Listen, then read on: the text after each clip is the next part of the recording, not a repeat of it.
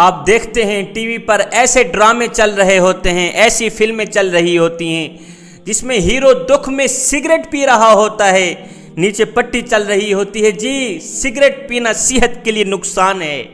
Hero شراب پی رہا ہوتا ہے، نیچے پٹی چل رہی ہوتی ہے جی شراب پینا جرم ہے، شراب پینا گناہ ہے، منشیات کا استعمال ممنوع ہے۔ لیکن مجھے بتاؤ، جب ایک شادی شدہ عورت خامن سے چھپ کر غیر سے تعلق بڑھاتی ہے، غیر سے دوستی کا ہاتھ بڑھاتی ہے، اس وقت نیچے پٹی کیوں نہیں چلتی کہ دھوکہ دینا گناہ ہے؟ جب ایک مرد دوسرے مرد کی بیوی سے تنہائی میں ملتا ہے، اس وقت نیچے پٹی کیوں نہیں چلتی کہ کسی اجنبی عورت سے خلوت اور تنہائی اختیار کرنا جرم ہے، گناہ ہے؟ جب بار بار جھوٹ بولا جاتا ہے، دھوکہ دیا جاتا ہے، اس وقت نیچے پٹی کیوں نہیں چلتی کہ جھوٹ بولنا گناہ کبیرہ ہے؟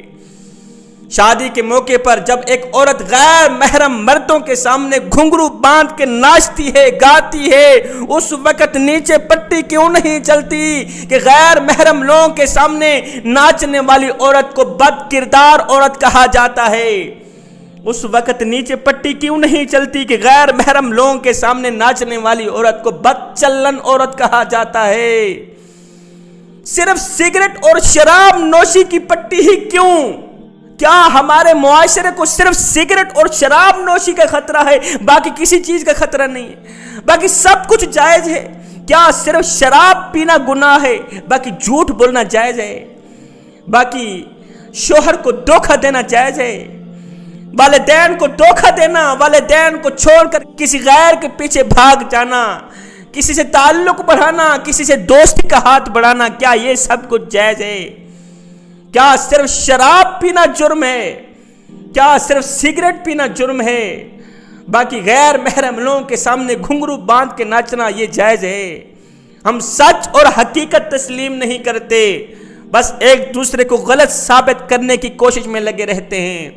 انسان بدلتا ہے، لباس بدلتا ہے، تعلقات بدلتا ہے، لیکن پھر بھی دکھی رہتا ہے، پھر بھی پریشان حال رہتا ہے، کیونکہ وہ اپنا رویہ نہیں بدلتا، وہ اپنا کردار نہیں بدلتا، وہ اپنی سوچ نہیں بدلتا، اس لیے دکھی رہتا ہے۔ جوانو، اچھی سوچ رکھو، سوچ سے الفاظ بنتے ہیں، الفاظ سے اعمال بنتے ہیں، اعمال سے کردار بنتے ہیں، اور کردار سے ہی انسان کی پہچان بنتی ہے، کردار سے ہی انسان کی شخصیت بنتی ہے، کردار سے ہی انسان کی عزت بنتی ہے۔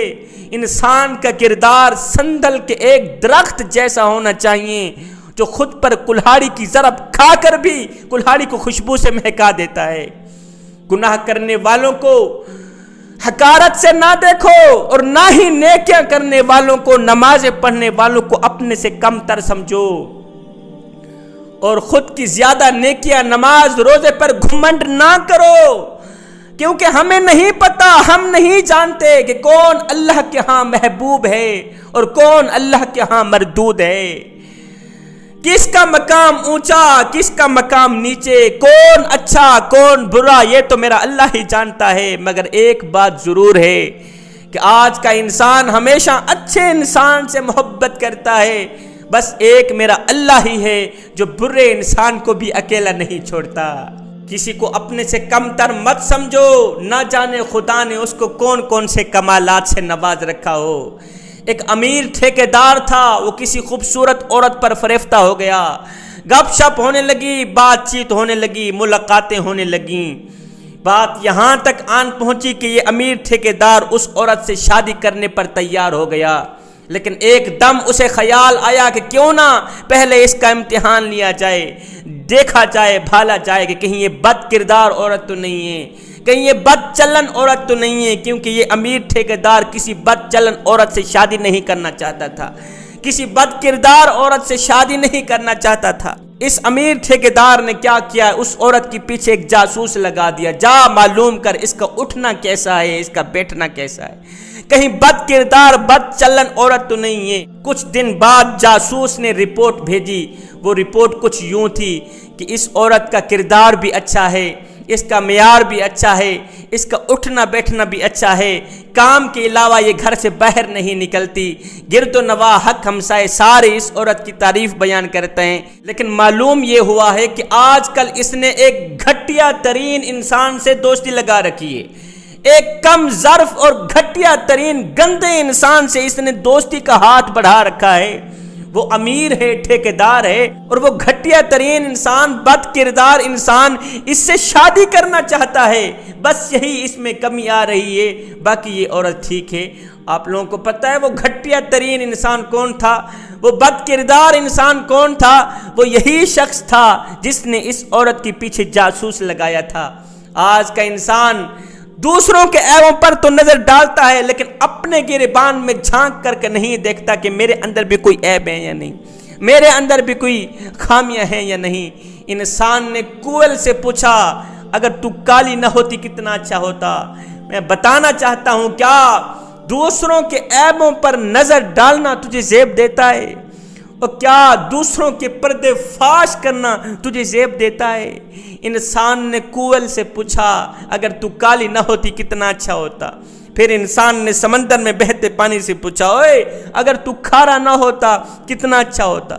ایک دن انسان نے گلاب اٹھایا، تلی پہ رکھا، پوچھنے لگا اوے اگر تیرے اندر یہ کانٹے نہ ہوتے تو کتنا اچھا ہوتا۔ تینوں بول اٹھا انسان اگر تیرے اندر دوسروں کے عیب ڈھونڈنے کی عادت نہ ہوتی تو کتنا اچھا ہوتا۔ آج کا انسان دوسروں کے عیب ڈھونڈنے کی کوشش تو کرتا ہے، لیکن اپنے اندر جھانک کر کے نہیں دیکھتا کہ میرے اندر بھی کوئی عیب ہے یا نہیں، میرے اندر بھی کوئی خامیاں ہیں یا نہیں۔ ہمیں اپنے بٹن کھولنے نہیں آتے، ہمیں اپنے گریبان میں جھانکنا نہیں آتا۔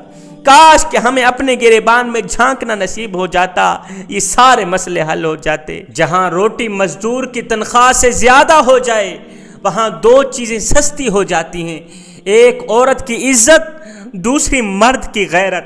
جوانوں خدا را اپنے ذہنوں سے گندگی نکال کر پھینک دو، اپنے ذہنوں کو پاک کر لو، اپنے دل میں کسی کی بہن بیٹی کے لیے عزت پیدا کرو، اپنی آنکھوں میں حیا پیدا کرو، نظریں نیچے کر کے چلا کرو، عورت کی عزت کرو، اس لیے نہیں کہ وہ عورت ہے بلکہ یہ ثابت کرنے کے لیے کہ تمہاری تربیت ایک اچھی ماں نے کی ہے۔ جنت کی حوروں کا خواب دیکھنے والوں، پہلے دنیا میں عورت کی عزت کرنا سیکھو۔ راہ چلتی عورتوں کو دیکھ کر اپنی نظریں جھکا لیا کرو، اپنی نگاہیں نیچے کر لیا کرو، تاکہ لوگ تمہاری عزتوں کو دیکھ کر بھی اپنا سر جھکا لیا کریں۔